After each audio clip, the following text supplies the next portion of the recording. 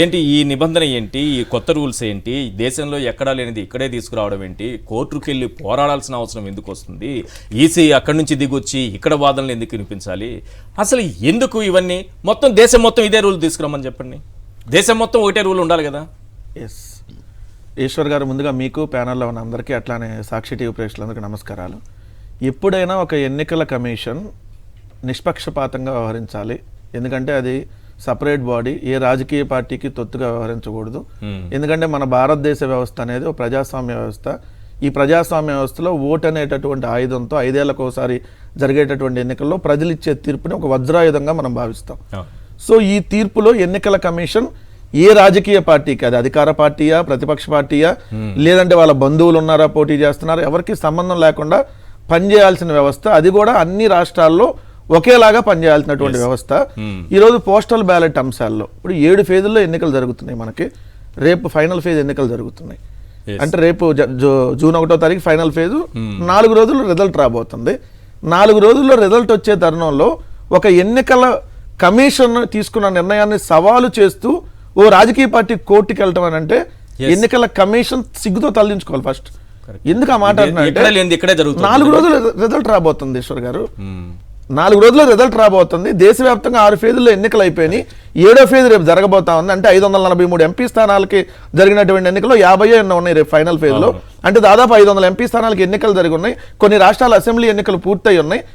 ఇప్పుడు ఒక రాజకీయ పార్టీ ఎన్నికల కమిషన్ తీసుకున్నటువంటి నిర్ణయాన్ని సవాలు చేస్తూ హైకోర్టులో వాళ్ళ మీద కేసుల మీద కేసులు వేస్తుందంటే ఎన్నికల కమిషన్ సిగ్గుతో తలదించుకొని ఎవరైతే ఎన్నికల అధికారులుగా పనిచేస్తున్నారో ముందు రాజీనామా చేయాలి వాళ్ళు. ఎందుకు ఆ మాట అంటున్నాను? పోస్టల్ బ్యాలెట్లు దేశవ్యాప్తంగా వేశారు కదా సార్, అవును అందరూ వేశారు కదా. ఎన్నికల నోటిఫికేషన్ ఇచ్చినప్పుడు రూల్స్ ఉంటాయా? ఎన్నికల నోటిఫికేషన్ ఇచ్చేటప్పుడు ఉన్న రూల్స్ ని మధ్యలో ఎవరికి ఇష్టం అంటే వాళ్ళు మారుస్తానికి కుదురుతుందా? మీరు ఒక ఎన్నికల నోటిఫికేషన్ ఇస్తారు సార్, దాంట్లో ఎన్నికల నోటిఫికేషన్, దాంట్లో నామినేషన్ల ప్రక్రియ ఏంటి, నామినేషన్లకు తీసుకోవాల్సినటువంటి దరఖాస్తులు ఏంటి, ఉపసంహరణ ఏంటి, కౌంటింగ్ ఏంటి, కౌంటింగ్ ఎప్పుడు, పోస్టల్ బ్యాలెట్లు ఏ విధంగా తీసుకోవాలి, దానికి సంబంధించి సంతకాలు ఏ విధంగా ఉండాలి, దానికి సంబంధించి పోస్టల్ బ్యాలెట్ కౌంటింగ్ ఏజెంట్ల రూల్స్ ఏంటి, పూర్తి స్థాయిలో ఎన్నికల నోటిఫికేషన్ లో దాన్ని పెట్టాలి. పెట్టిన దాన్ని మధ్యలో మార్చడం కుదురుతుందా? కుదరదు కదా. మరి ఎట్లా మార్చారు? Point number 1. రెండో పాయింట్ వచ్చేటప్పటికి పోస్టల్ బ్యాలెట్ ఓటింగ్. చాలా మందికి తెలియనటువంటి అంశంలో పోస్టల్ బ్యాలెట్ ఓటు వేసేటప్పుడు ఒక ప్రభుత్వ ఉద్యోగం తన వివరాలు దాంట్లో పొందుపరుస్తూ తన బ్యాలెట్ నెంబర్తో సహా 13A అనేటటువంటి ఫామ్ను సమర్పించాలి. సో 13A అనేటువంటి ఫామ్ను సమర్పిస్తూ ఒక గెస్టెడ్ అధికారి, ఎస్ ఈ ప్రభుత్వ ఉద్యోగి నాకు తెలుసు, నేను ఈ ఓటర్ నాకు తెలుసు అని చెప్పి ఒక గెస్టెడ్ అధికారి సంతకం పెట్టి ఆ గెస్టెడ్ అధికారి హోదా ఏంటి, తన పూర్తి వివరాలు, లేదంటే సీల్లో ఉంటుంది కదా రౌండ్ సీల్, ఆ సీల్ వేసి దానికి నేను ఇదిగోండి ఎస్ ఇతను ఓటు ఇదే అని చెప్పాలి. ఇది దేశవ్యాప్తంగా ఉన్నటువంటి రూల్. ఆంధ్రప్రదేశ్ లో కూడా ఇదే రూలు. ఎప్పుడు దాకా చంద్రబాబు నాయుడు గారు తెలుగుదేశం పార్టీ వెళ్ళి ఎన్నికల కమిషనర్ కి కంప్లైంట్ చేసి ఇదిగోండి చాలా ఇట్లయితే ఓట్లు క్యాన్సిల్ అయిపోతాయి, సో మీరు మార్చేసేయండి ఈ రూల్స్ అనేదాకా దేశవ్యాప్తంగా ఒకటే రూలు. కానీ ఇప్పుడు 1 నేషన్ 1 ఎలక్షన్ అన్నారు. 1 నేషన్ 1 రూల్ ఉంటుందా? 1 nation 1 rule for all states except AP ఉంటుందా? ఇది భారత్, ఇది ఎలా ఉంటుంది? చట్టం ఉంది కదా, ఒకటే సింపుల్ లాజిక్ సార్. మీరు ఎన్నికల నోటిఫికేషన్ ఇచ్చేటప్పుడు దాంట్లో పొందుపరిచినటువంటి వివరాలని చివరిలో ఇష్టం వచ్చినట్టుగా ఒక రాష్ట్రంలో మార్చడానికి ఎన్నికల అధికారికి ఏ విధంగా హక్కు ఉంటుంది? నిన్న కోర్టుకి వెళ్తే ఏమన్నారు? లేదండి పాతదే, కుసేపు సంతకం ఉంటే చాలు, కుసేపు సంతకం అవసరం లేదు, సీల్ ఉంటే చాలు, కుసేపు అవసరం లేదు, అధికారు వరకు వివరాలు రాస్తే చాలు, కుసేపు ఇవన్నీ అవసరం లేదు, కొంతసేపు వీటిలో ఒకటి ఉంటే చాలు, ఇంకోటి ఉంటే అవసరంలా. ఇన్ని చెప్పినాక మళ్ళీ కేంద్ర ఎన్నికల కమిషన్ ఇంకా చాలా దరిద్రంగా, ఎందుకంటే దేశవ్యాప్తంగా ఇట్లా అమలు చేస్తాం సార్, లేకపోయినా పర్లేదని ఇచ్చారు నన్ను.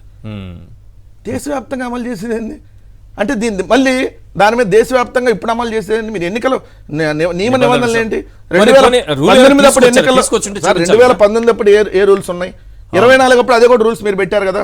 24 రూల్స్ లో మొన్న 24వ తారీఖు తెలుగుదేశం వెళ్ళి కంప్లైంట్ చేసినాక ఈ 4 రోజుల్లో మారిపోతుందా? 4 రోజుల్లో రిజల్ట్ వచ్చే రోజు ముందు రిజల్ట్ 4 రోజుల్లో రాబోతుంటే ఒక రాజకీయ పార్టీ 151 సీట్లతో ప్రజల ఓట్లతో అధికారంలోకి వచ్చిన ఒక రాజకీయ పార్టీ మీ నిర్ణయాన్ని సవాలు చేసి కోర్టుకు వెళ్ళారంటే సిగ్గుతో ఎలక్షన్ కమిషన్ భారతదేశ ప్రజాస్వామ్య వ్యవస్థ ఈరోజు సిగ్గుతో తలదించుకోవాలి. ఇంత పటిష్టంగా ఎన్నికలు నిర్వహిస్తామని చెప్తున్న మీరు ఒక రాజకీయ పార్టీ ఏదో కంప్లైంట్ చేస్తే వాళ్ళకి తొత్తుగా మీరు వెళ్ళి ఇష్టం వచ్చినట్టుగా ఈరోజు రూల్స్ను మారుస్తాం, అది కూడా ఆంధ్రాకే మారుస్తాం. భారతదేశం అంతా ఒక రూలు, ఆంధ్రప్రదేశ్ రాష్ట్రంలో చంద్రబాబు నాయుడు చేసిన రూల్స్ని మేము పాటిస్తామనంటే ఇది ఎన్నికల కమిషనా లేదంటే బాబు కమిషన్ లాగా పనిచేస్తుందని దానికి అర్థంగా భావించాలా? దయచేసి ప్రజానికాన్ని కూడా గమనించమని చెప్తా ఉన్నాం. 4 రోజుల్లో ఎన్నికలు ఉంటే మేము కోర్టుకు వెళ్ళి ఈ రోజు ప్రజాస్వామ్యాన్ని కాపాడాలని ప్రయత్నిస్తున్నామనంటే ఎన్నికల కమిషన్ అనేక సందర్భాల్లో వీడు చూడండి సార్, రేపు ఎలక్షన్ అనగా ఈ రోజు అధికారులు మారుస్తారు. రేపు ఎలక్షన్ అంటే ఈ రోజు అధికారులు మారుస్తారు ఎవడన్నా? లేదండి ఇదిగోండి ఇక్కడ పలానా చోట ఇది రీపోలింగ్ చేయండి, రిగ్గింగ్ జరిగిందంటే ఎన్నికల కమిషన్ సాయంత్రం 6ంటికి వచ్చేస్తాడు, ప్రెస్ మీట్ పెట్టేస్తాడు. తెల్లారు 3 దాకా పోలింగ్ జరుగుతుంది. తెల్లారు 3 దాకా పోలింగ్ జరుగుతూ ఉంటే సాయంత్రం 6ంటికి ఎక్కడ ఎన్నికల రీపోలింగ్ పెట్టాల్సిన పని లేదంటాడు. నీకు ఎట్లా తెలిసిద్దండి? తెల్లారి కదా మొత్తం పూర్తయినాక నువ్వు 12 దాటిందని ఆయనే చెప్పారు కదా, ఆయనే చెప్పారు. చాలా చోట్ల 10 గంటలు 12 గంటలు, కొన్ని చోట్ల 3 గంటలు, 1100 మంది ఉన్న పోలింగ్ బూత్ లో 1100 మంది ఓటర్లు నువ్వు తెల్లారి దాకా ఓట్లు వేస్తున్నావు అంటే నీ వైఫల్యం కాదా ఇది? కాదు సార్, 1100 మంది ఉంటే 1150 హైయెస్ట్ సార్. తెల్లారి 3 గంటల దాకా కరెంటు లేకుండా ఎన్నికలు నిర్వహించిన గొప్ప ఎన్నికల వ్యవస్థని ఈసారి మనం చూసాం సార్. ఈ ఎన్నికలు ఒక రేఖ రాసిద్ది సార్, ఈ అధికారం తీసేసి ఈయన లేదా ఈయన ఈ ఇద్దరిలో ఒక లేని సార్ అనగానే కొద్దిగా గ్యాప్ ఇచ్చి 10 రోజులు అనగానే వాళ్ళు మార్చేస్తారు. ఏది అసలు ఎవరిని మార్చాలి ఏమే లేఖ రాసిద్ది? ఎవరు? వదినమ్మ, బాబు గారి వదినమ్మ పురంధేశ్వర్ గారు ఈ అధికారం తీసేయండి అండి, ఈ అధికార ప్లేస్ లో ఈయలను కానీ ఏంటని 2 పేర్లు రాసిద్ది. ఈ రెండింటిలో ఒక నిమ్మగడ్డ గారికి కూడా ఎక్కువ వాల్యూ ఉంది మన దగ్గర. 66 లక్షల మంది అవ్వ తాతల వికలాంగులకి పెన్షన్ అందించాలంటే మీరు ఇవ్వడానికి ఇల్లేదు. ఇదే ఎన్నికల కమిషన్. వాళ్ళు బ్యాంకులకు రాలేరా? వాళ్ళు సత్యం మీకు నష్టమా? ఇది ఎన్నికల కమిషన్ వివరించిన తీరు. సో ఇలాంటి పరిస్థితుల్లో అన్ని వ్యవస్థలతో పోరాడి ఇక్కడ దేశంలో ఏ రాజకీయ పార్టీకి లేని పోరాటం ఇన్ని పోరాటాలు సార్. ఇప్పుడు ఓ పక్క మీడియా, ఓ పక్క 3-4 రాజకీయ పార్టీలు, ఓ 3 రాజకీయ పార్టీలు ఒక్క కూటమి, ఇంకో 3 రాజకీయ పార్టీలు ఇండైరెక్ట్ గా ఇంకో కూటమి, సిపిఐ, సిపిఎం, కాంగ్రెస్. ఈ 3 కూటమి ఎవరికి? బాబు, జనసేన, బీజేపీ మద్దతు. ఈ 6 రాజకీయ పార్టీలు ఒక కూటమి లాగా, విడిగా చూస్తే 2 కూటమి లాగా కనపడతాయి. వ్యవస్థలు మామూలు వ్యవస్థలే సార్. ఒక పక్క మీడియా వ్యవస్థ, ఇప్పుడు ఎన్నికల వ్యవస్థ. ఈ ఎన్నికల వ్యవస్థ ఎంత దౌర్భాగ్యం అంటే సార్, ఈవీఎంల అంశంలో 10 చోట్ల ఈవీఎంలు ఎవరైతే పగలగొట్టారంటే మిగిలిన వీడియో పుట్టేది ఏడా కనపడదు. అసలు మాకు సంబంధం లేదండి ఈ వీడియో. కాదండి, ఆ వీడియో ఎడిటెడ్ వచ్చినటువంటి వీడియో అని మేము ఆరోపిస్తుంటే లేదండి ఒరిజినల్ 24 గంటలు ఉంది వీడియో, 23 గంటల 52 నిమిషాలు ఉంది పూర్తి వీడియో. ఎదుగోండి రిగ్గింగ్ జరిగిందా లేదా చూపించట్లా బ్రోవరికి ఎన్నికల కమిషన్. మా దగ్గర నుంచి వెళ్ళలేదు అనిద్ది. నేను నిద్రపోతున్నారా? మీ దగ్గర నుంచి వెళ్ళకపోతే వీడియో బయటకు వస్తే మీ దగ్గర భద్రంగా ఉండాల్సినటువంటి వీడియో ఎలా బయటకు వస్తుంది? మొన్న ఇంకోటి సార్, పోస్టల్ బ్యాలెట్లకు సంబంధించినట్టు సీల్ వేయలేదంట. గుంటూరులో పశ్చిమ నియోజకవర్గంలో అది తెలుగుదేశం వాళ్ళే కంప్లైంట్ చేశారని వచ్చింది సార్. సార్ ఎవరు కంప్లైంట్ చేసినా గుంటూరు పశ్చిమలో పోస్టల్ బ్యాలెట్లకు సీలు వేయని అధికారులు 10 రోజుల తర్వాత గుర్తించారు. 4126 మంది ఓటు హక్కు వినియోగించుకున్నారు. మొత్తం 12 పోస్టల్ బ్యాలెట్ బాక్సులు ఏర్పాటు చేస్తే వాటికి కొన్నిటికంటే తాళాలు వేయలేదంట, కొన్నిటికేమో సీల్ వేయలేదంట. వాళ్ళు బిజీగా ఉంటారు సార్, అందుకే సంతకం పెడితే చాలు, వాళ్ళ పేరు రాయాల్సిన పని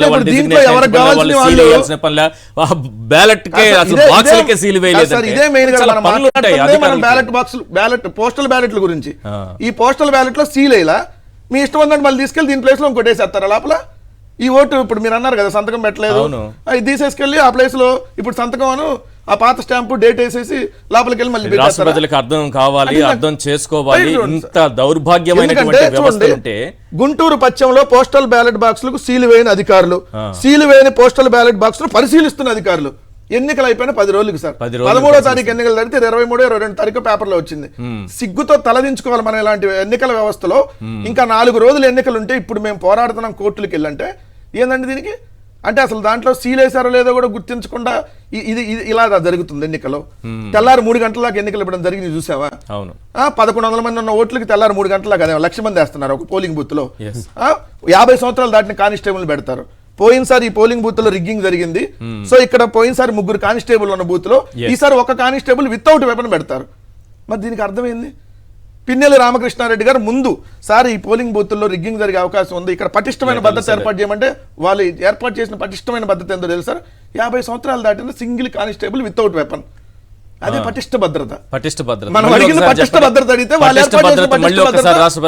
మనం అడిగిన పటిష్ట భద్రత ఏంటంటే అక్కడ పోయినసారి కూడా రిగ్గింగ్ జరిగింది, ఈ బూతుల్లో రిగ్గింగ్లు జరుగుతున్నాయి, ఇక్కడ గొడవలు జరిగేటటువంటి అవకాశం ఉంది, ఇక్కడ పోలీస్ బందోబస్తు ఎక్కువ మంది పెట్టండి, కనీసం ఇక్కడ 2-3 వెపన్లు ఉన్న పెట్టండి.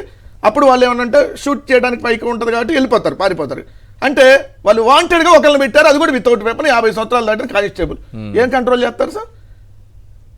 రిగ్గింగ్ జరిగిందని చెప్పి క్లియర్ కట్గా పోలింగ్ బూత్లో రీపోలింగ్ చేయమంటే జరగలేదని చెప్తున్నారు. మీరు చూపించండి, ఇదిగోండి 24 గంటల వీడియో ఉంది, లేదా 12 గంటల వీడియో ఉంది రికార్డ్ అని. ఎక్కడ రాష్ట్ర ప్రజలకు వదలండి వీడియోని, మీరు నిష్పక్షపాతంగా వ్యవహరిస్తే వదలండి. ఎస్ జరగలేదు, ఇదిగోండి మీరు చేస్తున్న తప్పుడు ఆరోపణ, అది మేము తప్పుడు ఆరోపణ చేస్తాం, మేము రైట్ ఆరోపణ చేస్తాం, ప్రజలు కూడా క్లారిటీ కావాలి కదా. అవును. సో ఎన్నికల కమిషన్ మరి ఎందుకు మీకు వీడియోలు రిలీజ్ చేయట్లేదు? ఇంకొకటి, దర్శిలో 2వ ward corporator, Telugu Desam corporator, some ఇంటి పేరు వేమిరెడ్డి, ఆయన పేరు శ్రీనివాస్ రెడ్డి, ఏదో పోస్టల్ బ్యాలెట్ పగలగొట్టాడు సార్. ఆయన ఎవరో పోలీసులు అరెస్ట్ చేశారని చూపిస్తే సాయంత్రం ఇదేంటి హాస్పిటల్ నుంచి వెళ్ళిపోయాడంట. 41 నోటీసులు 41 నోటీసులు ఇచ్చారు, సాయంత్రం హాస్పిటల్ నుంచి వెళ్ళిపోయాడంట. పిన్నెల్ని మాత్రం ఇన్ని సెక్షన్లు పెట్టాలి, అరెస్ట్ చేయాలి. వీడియో ఎన్నికల కమిషన్ వచ్చింది కాదు, అది పిన్నెల్లి గారి వీడియో ఎన్నికల కమిషన్ రిలీజ్ చేసినటువంటి వీడియో కాదని మీకు తెలుసు, నాకు తెలుసు సార్. ఇప్పుడు ఈసీ మీనా గారి ఉత్తర్వులని, ఆయన కొత్త రూల్స్ ని సమర్థిస్తూ ఉత్తర ప్రత్యుత్తరాలు జరిపినటువంటి అవినాష్ కుమార్ ప్రిన్సిపల్ సెక్రటరీ గారు ఆ రోజు కూడా లోకేష్ పెట్టినటువంటి ట్విట్టర్ ఆధారంగానే చర్యలు తీసుకోమన్నారు. వారికి తెలియదా? ఇంత చదువు చదివారు, ఇన్ని చట్టాలు తెలుసుకున్న వాళ్ళు, ఇంత పెద్ద పొజిషన్ లో ఉన్న వాళ్ళు, ఇంత ఉన్నత హోదాల్లో ఉన్న వాళ్ళు, వాళ్ళకి తెలియని విషయాలు అదే ఎన్నికల కమిషన్ తెలియదంటారా? కాదు, ఎంత గొప్ప హోదాలో ఉన్నారు సార్, ఎన్ని ఉన్నత చదువులు చదివితే ఈ స్థాయికి వస్తారు సార్. ముఖేష్ కుమార్ మీనా వచ్చి ప్రెస్ మీట్ పెట్టి ఈ వీడియో మేము రిలీజ్ చేసింది కాదు, ఎలా వచ్చిందో మేము ఎంక్వైరీ చేస్తాం. ఎప్పుడు చేస్తా? ఓ 10 ఏళ్ళ తర్వాత చేస్తావా? ఎప్పుడు చేస్తా? నీ దగ్గర నుంచి వీడియో బయటకు వస్తే, ఎవడో మొబైల్లో రికార్డ్ చేస్తే, అంటే నీ దగ్గర లోపల భద్రంగా ఒక రూమ్ లో ఉండాల్సినటువంటి వీడియోని ఒకటి వెళ్ళి వీడియో తీస్తే, నిజంగా అది అనుకుందాం, వీడియో తీసి బయటకు వస్తే నువ్వు గుడ్డిగాడిగా పళ్ళుదో అవుతుందా ఎన్నికల కమిషన్? సిగ్గుతో తలదించుకోవాలి నిజంగా. నువ్వు ఎన్నికల వ్యవస్థని ఇంత భ్రష్టు పట్టించినందుకు. అరే ఎన్నికలంటే 5 ఏళ్లకోసారి ప్రజల ఆశలను సజీవంగా ఉంచేటటువంటి, ఒక్క ఓటు తేడాతో కూడా ఓడిపోయేటటువంటి నియోజకవర్గాలు కొన్ని చోట్ల ఉంటాయి. అలాంటి దగ్గర ఎంత పటిష్టంగా ఉండాలి? సీలు వేయడా? పోస్టల్ బ్యాలెట్లకు సంబంధించి గుంటూరు పచ్చలు 4,126 ఓట్లు గుంటూరు.